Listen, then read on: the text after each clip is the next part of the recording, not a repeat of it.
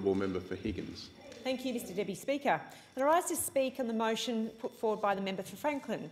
And while I agree with some of the things that the member for Franklin did speak about, I also would like to say that there are many things that the government is doing. In my view, there is more that we can always do, but it is important to note the things that are being done and acknowledge them, because they are very important as a point to actually understand what has been already initiated. So the first thing to say is that the Morrison government has responded to the COVID pandemic with JobKeeper, JobSeeker and the emerging job maker. And those economic cushionings are very, very important for the whole of the Australian economy, but of course have also provided support for those industries that have been hard hit. And as the member for Franklin said, those industries include healthcare, retail and, of course, a whole variety of other food services and other sorts of industries. So, of course, women are providing services in that area at greater proportions than men, but they are also receiving greater support and benefit through both JobKeeper and JobSeeker. And we've seen also, most encouragingly, in the most recent analysis, that there is a sign that the economy is already recovering. So the good thing about what we've done with regards to our health response is that we've been able to contain the pandemic outside of Victoria anyway, and that this has meant that the economy is now opening up. And this is good for the jobs of Australia, because it's meant that there's now 1.3 million jobs that were lost, but 340,000 jobs have also, almost 700,000 are now back in the job situation. And this is important because as the economy recovers, so will women's jobs recover. But what I want to talk about for the rest of my speech, Mr Deputy Speaker, is this issue of the Women's Economic Security Statement. And I'm proud to say that it was the previous member for Higgins, the Honourable Kelly O'Dwyer, who was the one to actually champion the Women's Economic Security Statement.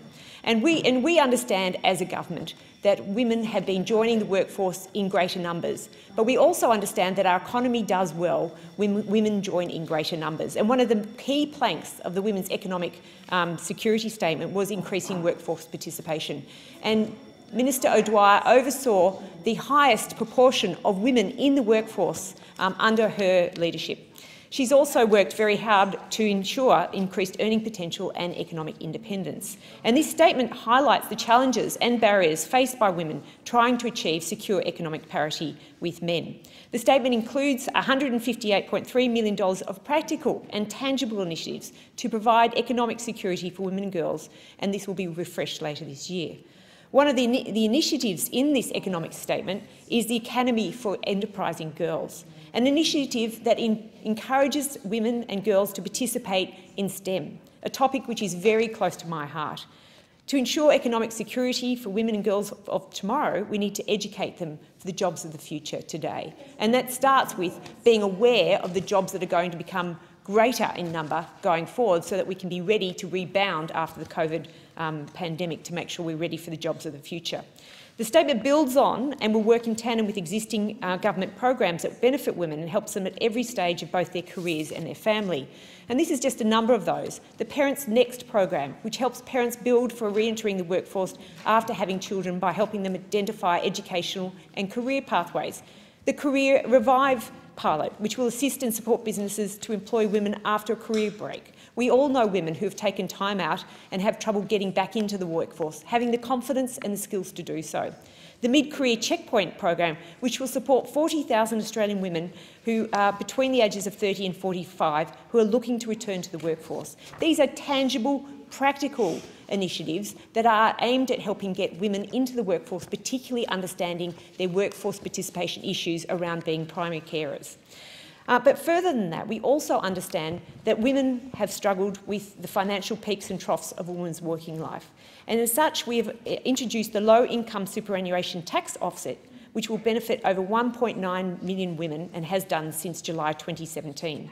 The government superannuation payment of up to $500 to help low-income earners save for retirement has seen over $500 million in super contributions made to eligible women who earn less than $37,000 a year. So, thank you, Mr Deputy Speaker. The benefits for women are very clear in the initiatives that we have rolled out. We understand that financial security, resilience and empowerment give women real opportunities and choices about their lives and the lives of their family. Thank you, Mr Deputy Speaker.